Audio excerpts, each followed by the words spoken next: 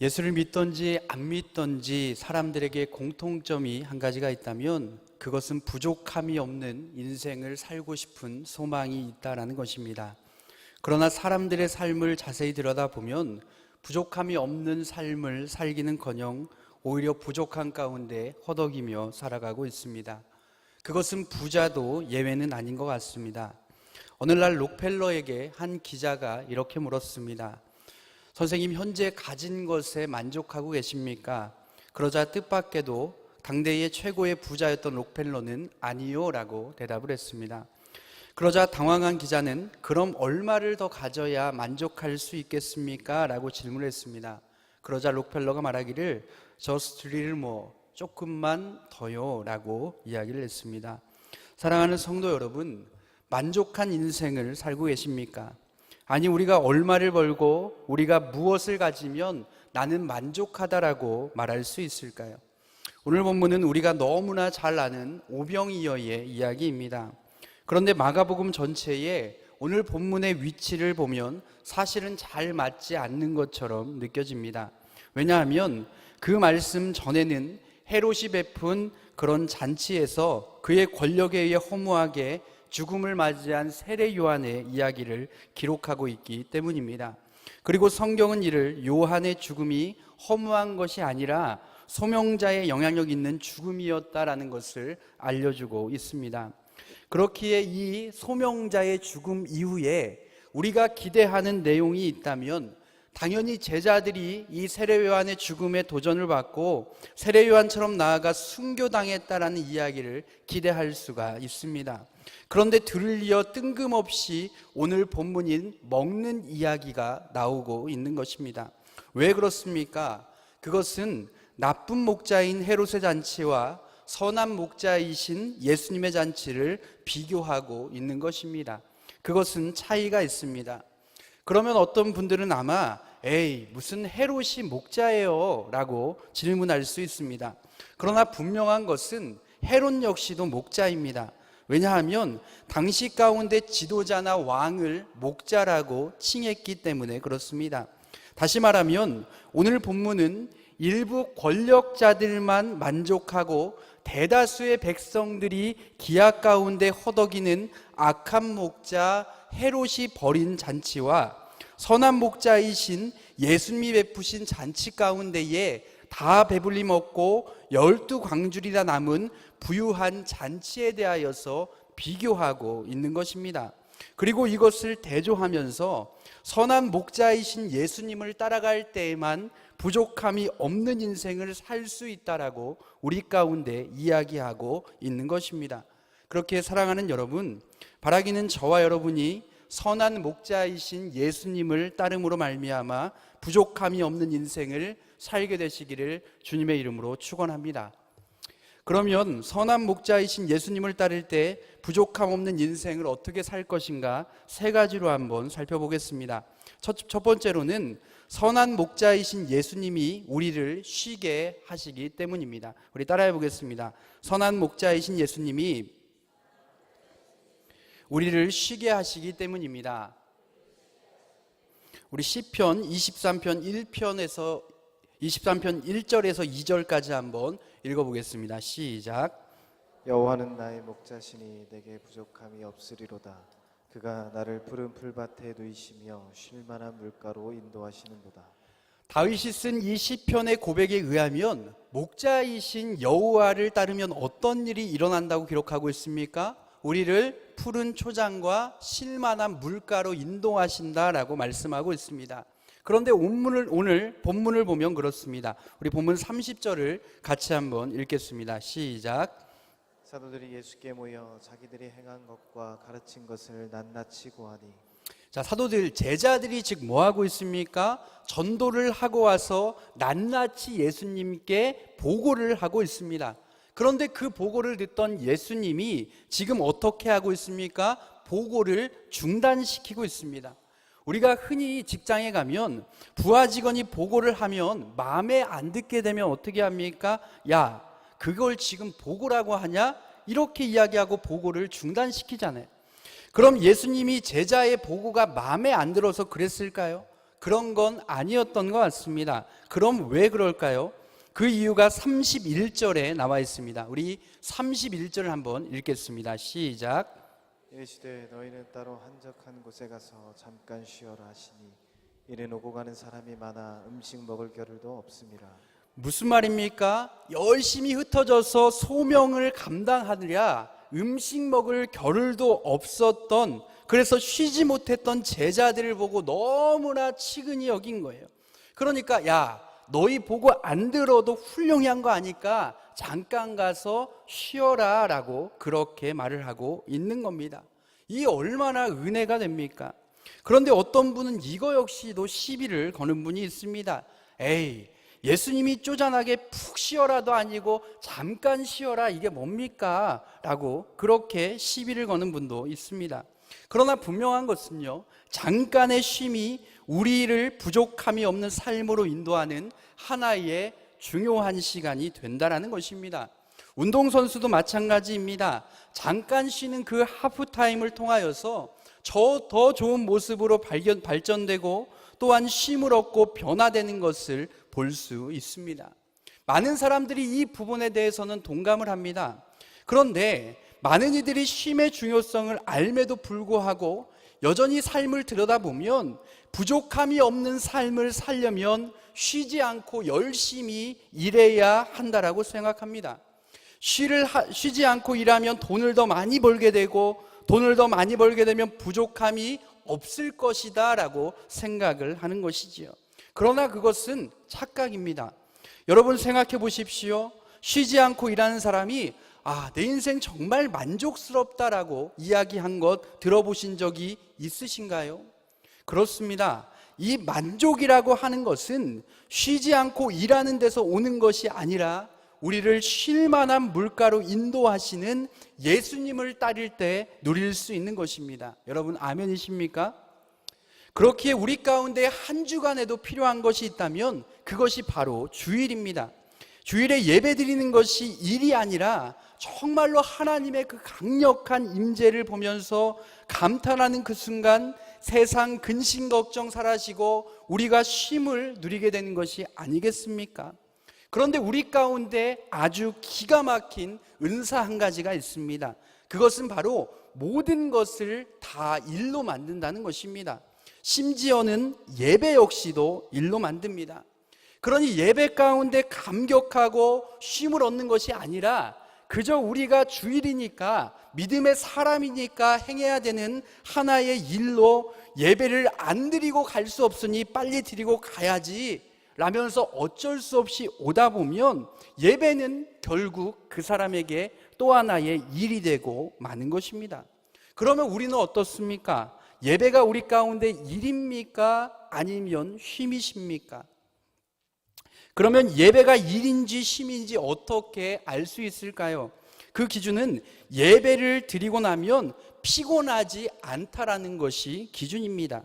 즉 예배를 잘 드렸나는 얼마만큼 헌금을 많이 했느냐, 내가 얼마만큼 집중했느냐, 봉사했느냐가 아니라 예배를 잘 드린 사람은 예배를 드리고 나서 쉼이 있다라는 것입니다. 하지만 어떤 분들을 보면 예배 때 아주 푹 쉬시는 분들이 있습니다. 처음 설교부터 마지막 끝까지 눈을 뜨지 않고 깊은 쉼을 누리시는 분들은 예배 후에 보면 얼굴에 피곤이 다 풀리신 것 같습니다. 제가 그래서 설교할 때 보면 내가 설교를 저 정도로 못하나 라는 생각이 들기도 하고, 한편으로는 얼마나 피곤하면 예배 시간에 저렇게까지 주무실까라는 생각을 하기도 합니다. 중요한 것이 있다면 우리는 모든 것을 다 일로 만드는 경향이 있다는 것입니다. 이런 사람들 가운데 예배는 쉼의 공간이고 치유와 회복의 공간임에도 불구하고 우리는 이것을 일로 생각합니다. 하긴 보면 교회 안에 제일 쉬지 못하는 이들이 누군지 아십니까? 그저 예배만 왔다 갔다 하는 사람들은 좀 쉬는 것 같습니다. 그런데 셀 리더분들은 참 어려운 것 같습니다. 끝나면 누구 왔는지 체크해야 되죠. 또 교육까지 받으라 그러죠. 학창시절에도 안 했던 교육을 지금 열심히 하려고 하니 얼마나 힘드시겠습니까? 게다가 어르신들이 있으면 주중에는 모셔와야죠. 신방해야죠. 게다가 다과 차리고 또 셀 모임 가운데 집중해야 하는 것들을 보면 참 리더들이 힘들겠다라는 생각을 합니다. 그러나 가장 쉬지 못하는 이들이 있다면 바로 교역자들인 것 같습니다. 왜냐하면 월요일에 쉬면 생기발랄하게 화요일날 와야 되는데 화요일이 오히려 더 피곤한 얼굴인 것 같습니다. 저도 가끔은 월요일에 차라리 출근해서 기도실에 누워서 자고 싶다라는 생각을 할 때가 참 많이 있습니다. 어떤 집사님이 하루는 저한테 홍삼 하나를 들고 왔더라고요. 저희 교구도 아니고. 그래서 아니 이걸 왜 저에게 주십니까? 교구 목사님 주세요. 그랬더니 집사님이 목사님 얼굴을 보니까 피곤에 쩔어서 조만간 천국 가시겠다 싶어서 이 홍삼을 가지고 왔다라고 그렇게 이야기를 하시더라고요. 목회자로서 참 부끄럽지만 나도 좀 쉬고 싶다라는 생각을 너무나 많이 할 때가 있습니다. 그러면 제가 왜 늘 피곤할까요? 아니, 우리는 쉬는 것 같은데 왜 피곤한 것입니까? 그거는 우리 가운데 쉬는 시간이 부족해서가 아니라 우리를 쉬게 하시는 예수님을 따라가지 못하기 때문에 그렇습니다. 그 선한 목자이신 예수님을 따를 때에 우리를 무거운 짐 가운데 내려놓게 하시고 우리를 쉴 만한 그 물가로 인도하시는데 그 예수님을 신뢰하지 않고 내 힘으로 뭔가를 잡아보려고 하기 때문에 그런 것이지요. 사랑하는 성도 여러분, 우리 인생에 쉼이 있고 쉼을 누리기를 원하신다면, 그래서 부족함이 없는 인생을 살기를 원한다면 예수님을 목자로 따라가시기를 주님의 이름으로 축복합니다. 한 발 더 나아가 선한 목자이신 예수님을 따를 때 왜 부족함이 없을까요? 두 번째는 선한 목자이신 주님이 우리 영혼의 필요를 채우시기 때문입니다. 우리 따라해 보겠습니다. 선한 목자이신 주님이 우리 영혼의 필요를 채우시기 때문입니다. 선한 목자이신 주님은 우리를 푸른 초장과 쉴만한 물가로 인도하십니다. 하지만 그 예수님은 우리의 육체의 필요보다 더 근원적으로 채워야 할 것을 알고 계십니다. 왜냐하면 우리가 먹고 쉰다라고 해서 진정으로 쉴 수 있는 것, 만족할 수 있는 것이 아니기 때문에 그렇습니다. 그래서 오늘 본문을 보아도 우리의 그 무리의 육체의 필요를 채우기 전에 먼저 하신 일이 있습니다. 우리 34절 한번 읽어보겠습니다. 시작. 예수께서 나오사 큰 무리를 보시고 그 목자 없는 양 같음으로 인하여 불쌍히 여기사 이에 여러 가지로 가르치시더라. 여러분, 이게 이해가 되십니까? 지금 예수님을 쫓아온 무리들은요, 먹지도 쉬지도 못한 필요를 채우려고 예수님께 나왔습니다. 이들의 필요가 얼마나 급했는지 어마어마한 무리들이 마을을 나와서 예수님이 배를 타고 가시니까 호숫가를 삥 돌아서 도보로 예수님께 달려갈 정도로 이들에게는 그 필요를 채우기 위해 너무나 간절함이 있었습니다. 그러면 예수님이 그것을 보고 뭘 해야 할까요? 먼저 쉬게 하고 그들의 필요를 채우고 먹여야 하는 것이 우선이 아닙니까? 그런데 예수님께서는 오병이어의 기적을 베푸시기 전에 먼저 하신 것이 있는데 무리들을 여러 가지로 가르쳤다라고 그렇게 말하고 있습니다. 여러분, 배고플 때 설교를 길게 하는 것이 좋습니까? 싫습니까? 다과가 차려 있는데 셀예배를 셀리더가 길게 하면 좋나요? 아니면 싫은가요? 예수님은 참 센스가 없었던 것 같습니다. 자기가 그렇게 가르치던 사람들이 배가 고픈지 안 고픈지도 모르고 심지어는 날이 저물 때까지 여러 가지를 가르쳤습니다. 그러니까 제자들이 보다 아유, 우리 스승님 저 눈치는 어떡하지 하면서 스승님 뭐라도 좀 먹여야 되는 거 아닙니까? 이렇게 알려주기까지 하는 것이지요. 그러면 도대체 이 필요가 있음에도 불구하고 예수님은 무엇이 그렇게 긴급했길래 가르치셨을까요? 그것은 하나님 나라와 복음에 대해서 가르쳤습니다. 왜냐하면 우리가 만족하지 못하는 것은 우리가 먹고 마시지 못해서가 아니라 우리의 영혼이 죄와 사망으로 완전히 망가졌기 때문에 아무리 우리의 필요를 다 채워도 쉴 수도 없고 만족할 수도 없다는 것을 주님은 아셨기 때문에 그렇습니다. 사랑하는 여러분, 영적인 필요가 얼마나 중요합니까? 육체적인 필요를 아무리 채워도 쉴 수 없다라는 것을 잘 보여준 사람이 한 명이 있습니다. 그것은 바로 비운의 왕세자비였던 다이애나 비일 것입니다. 1981년 7월 전 세계에 생방송되는 가운데 그는 세기의 결혼식을 올렸습니다. 수천 개의 진주가 달린 아이보리색의 드레스를 입은 세기의 신데렐라였죠. 결혼할 당시 그가 그렇게 비참하게 세상에 막을 내릴 거라고 누가 상상을 했겠습니까? 그러나 그녀는 사랑하는 남편에게 사랑을 받지 못한 여인으로 그 공허한 마음을 채울 수가 없어서 두 아들에게 끔찍한 사랑을 베풀기도 했습니다. 또한 많은 사람들에게 자선단체에 찾아가 왕세자비가 겸손히 섬기는 모습을 보이기도 했습니다. 하지만 그렇게 열심으로 사람들의 존경을 받고 자식을 사랑하는 그것조차 그녀의 영혼에 만족함을 채울 수는 없었습니다.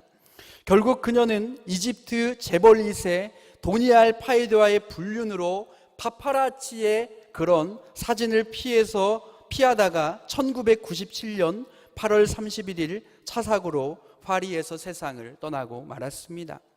세상의 모든 사람이 부러워하는 부와 명예와 권력을 가진 그녀였지만 그 여인은 정작 쉴 곳이 없는 여인이었습니다. 사랑하는 여러분, 왜 우리에게 만족함이 없을까요? 돈이 없어서일까요? 아니요. 우리가 공허한 것은 먹을 것이 없고 여행을 가지 못해서 쉬지 못해서가 아니라 우리의 영혼이 죄와 허물로 망가져 있기 때문입니다. 그것은 예수님을 따르던 무리들도 마찬가지였습니다. 그래서 예수님이 그들의 영혼을 보시고 죄와 사망으로 죽어있는 그들을 바라보는 순간 예수님 마음 가운데 불쌍히 여기는 마음이 때문에 너무나 그 마음이 무너져 내리는 겁니다. 여기서 불쌍히 여기다라는 단어는 원어로 내장, 창자가 찢어지는 고통을 느끼다라는 뜻이 있습니다. 즉 주님께서 그만큼 너무나 가슴이 아프셨다는 거예요. 사랑하는 성도 여러분, 아시다시피 세상은 좋아졌습니다. 밥 굶는 사람도 지금은 사실 찾아보기는 어려운 것 같습니다. 그러나 왜 우리는 여전히 공허하고 여전히 만족하지 못하며 살아가고 있습니까? 그것은 두 가지인 것 같습니다.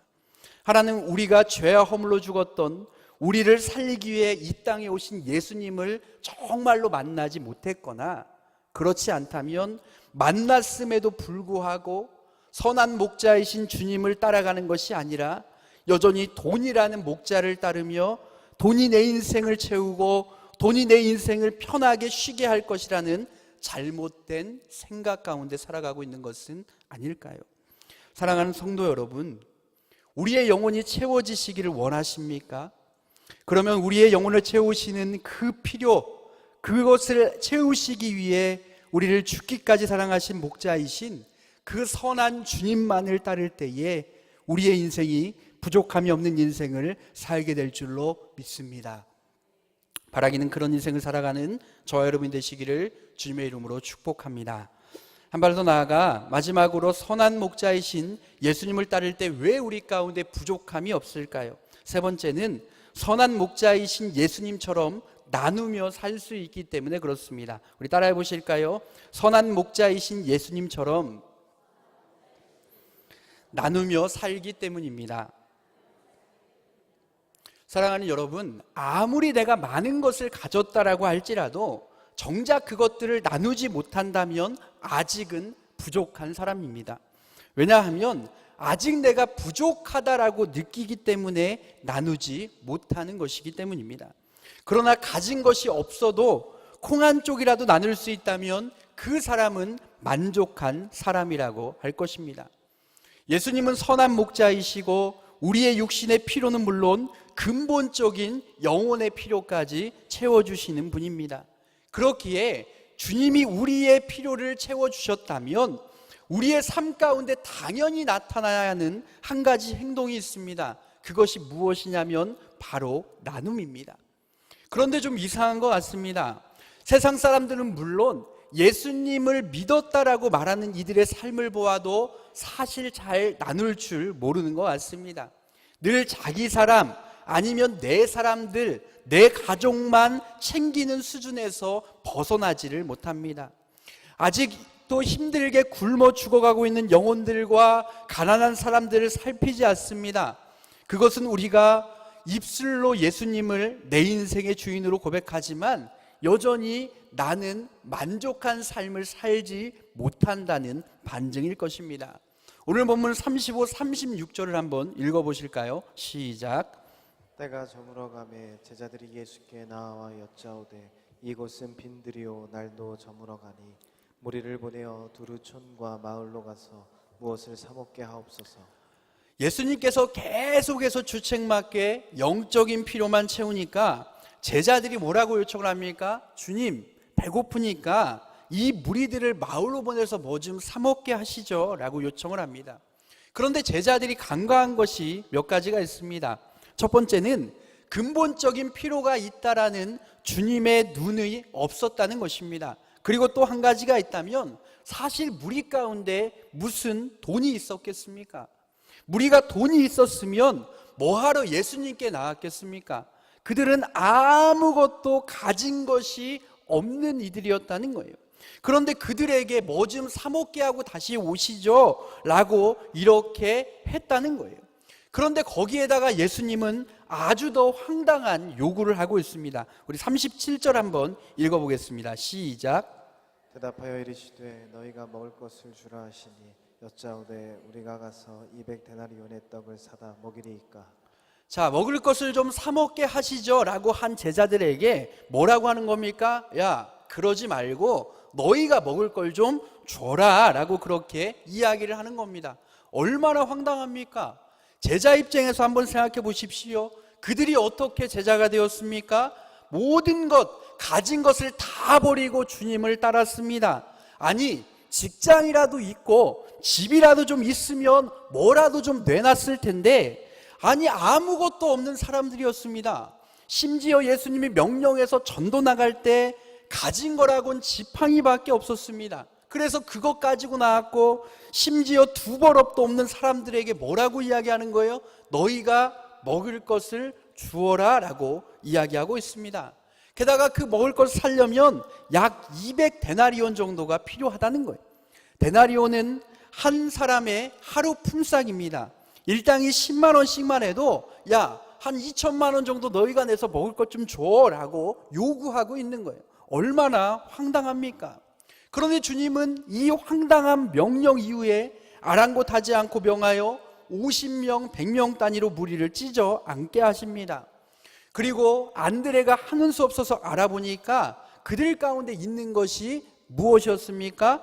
보리떡 5개와 물고기 2마리였습니다. 참 가난한 사람들이죠. 무려 장정만 5,000명입니다. 애들의 부인까지 하면 얼마나 될까요? 그런데 지금 뭐밖에 없다고요? 한 2만 명 모여 있는데 물고기 2마리와 보리떡 5개밖에 없다는 거예요. 여기에서 끝나지 않습니다. 주님은 이것을 들고 감사 기도를 드리고, 이 기도를 듣는 제자들의 마음은 어땠을까요? 황당하기 그지 없었을 것 같습니다. 그런데 예수님은 그 말도 안 되는 그것을 본인이 시작했으면 본인이 끝마쳐야지 제자들에게 나눠주면서 너희가 가서 이것을 나눠 주어라 라고 요구합니다. 그 결과 어떻게 되었을까요? 42, 43절을 한번 읽어보겠습니다. 시작.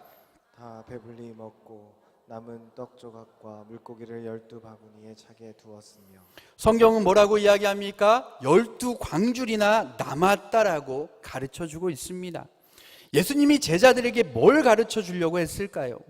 너희들이 가진 것이 작다고 못 나눠주는 것이 아니라 너희들이 너희를 먹이고 공급하는 목자라는 것을 신뢰한다면 너희 또한 나누는 삶을 살아갈 수 있다라고 말씀하고 계신 것입니다. 우리가 나눌 수 있는 것이 내가 가진 것이 많아서가 절대 아닙니다. 우리가 나눌 수 있는 것은 주님이 끊임없이 공급하기에 내가 콩 한 쪽밖에 없더라도 우리의 필요를 채우시는 선한 목자이신 주님을 신뢰하며 따르는 사람이라면 우리는 나누며 살아갈 수 있습니다. 그렇다면 사랑하는 여러분, 우리는 나눔을 실천하는 부족함이 없는 인생이십니까? 돌아보는 시간이 되었으면 좋겠습니다. 그럼 우리가 과연 무엇을 채워줘야 할까요? 충북 음성에 가면 꽃동네라는 단체가 있습니다. 여러분 가보신 적 있으십니까? 그 꽃동네가 시작된 사연은 이렇습니다. 하루는 거린 한 명이 신부님의 숙소에 찾아와서 먹을 것을 달라고 구걸을 했습니다. 그래서 신부님은 너무나 안타까운 마음에 한 끼분의 돈을 주었습니다. 그런데 얼마 후에 그 거린이 다시 찾아오고 또 주었는데 계속해서 찾아오는 겁니다.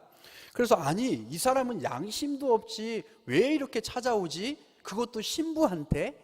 신부가 무슨 돈이 있다고? 그래서 그 사람이 궁금해서 그를 추격해 봤더니 그 거리는 다른 곳에서도 먹을 게 아니라 한 끼분의 어떤 돈을, 식사를 계속 요구하면서 여기저기를 돌아다니다가 9명이 식사분에 채워지자 그는 발길을 돌려서 그가 살아가고 있는 곳에 간 거예요.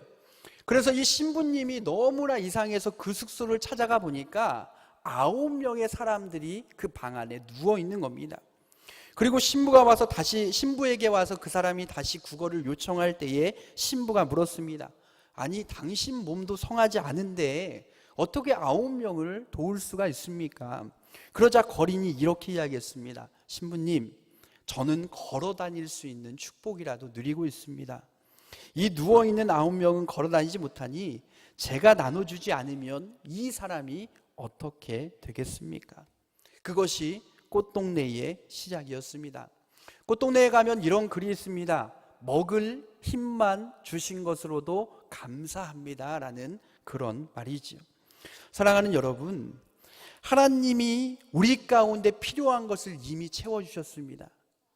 우리는 먹을 힘도 있고 두 손도 있고 두 다리도 있습니다.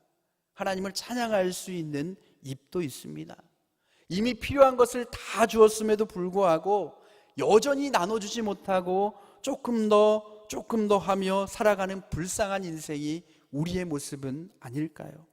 특별히 하나님께서 우리 가운데 무엇을 주셨습니까? 제가 청년들이랑 MG라는 것을 이제 한 10년째 진행을 했습니다. 그 MG는 미라클 오브 기빙이라는 뜻입니다. 즉 기적의 나눔이라는 뜻이죠. 우리 교회를 오래 다니신 분들은 이 기적의 나눔을 통하여서 성도님들이 도와주시고 거리에 가서 물건을 팔고, 그래서 아프리카에 우물도 파고 아이들 책걸상도 주고 쌀이 필요한 사람들에게 보내는 역할들을 감당을 했습니다. 그런데 제가 작년에 와보니까 지금까지는 그렇게 했는데 그것들을 할 수 있을 만한 청년 인력들이 없는 거예요. 그래서 우리가 청년들이랑 같이 고민하다가 우리가 정말로 기적의 나눔으로 줄 수 있는 것이 무엇일까? 그들 가운데 먹을 것도 필요하고 그들 가운데 입을 것도 필요하지만 우리의 여건이 안 되고 우리의 상황이 안 되는데 과연 무엇들을 나눠주는 것이 정말 좋을까라고 고민하다가 한 가지를 발견했는데, 우리가 나눠줄 수 있는 최고의 선물은 예수 그리스도이구나라는 것들을 깨달았습니다. 그래서 작년부터 청년부 가운데 기적의 나눔은 예수님께 복음을 전하는 사역들로 바뀌었습니다. 사랑하는 성도 여러분, 우리가 남들이 갖지 못한 것을 가졌습니다. 그것이 예수 그리스도인 줄로 믿습니다. 그리고 그것을 나누는 것이 아마 최고의 선물이 아닐까요? 예수님을 따르는 제자라고 한다면 우리가 먼저 나눠야 될 것, 그것이 영적인 필요를 채워주는 일이 아닐까 하는 것이죠. 사랑하는 성도 여러분, 특별히 저와 여러분은 누구를 따라가고 있습니까? 세상의 돈과 권력입니까? 아니면 선한 목자이신 예수님이십니까? 우리 시간 찬양하고 기도하도록 하겠습니다.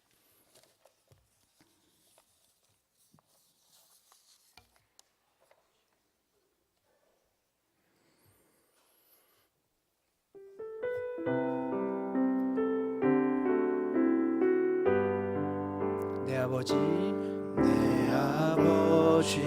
그 품 안에서 내 영혼을 안전합니다. 주 손길로 내 삶을 안으시니 그 평강이 나를 덮습니다. 다시 한번 고백할까요? 내 아버지 그 품 안에서 내 영혼은 안전합니다. 주 손길로 내 삶을 안으시니 그 평강이 나를 덮습니다. 나 비록 넘어지며 흔들리지만 주 내 안에 거하며 나를 붙드시니 내 생각을 주께로 돌리고 주시는 평강의 옷을 입습니다. 주 약속 안에서 내 영혼 평안에 내 뜻보다 크신 주님의 계획 나실래 두려움 다 내려놓고 주님만 의지해 주 안에서 내 영혼 안전합니다. 다시 한번 고백할까요? 내 아버지 그 품 안에서 내 영혼은 안전합니다. 주 손길로 내 삶을 안으시니 그 평강이 나를 덮습니다. 나 비록 넘어지며 흔들리지만 주 내 안에 거하며 나를 붙드시니 내 생각을 주께로 돌리고 주시는 평강의 옷을 입습니다.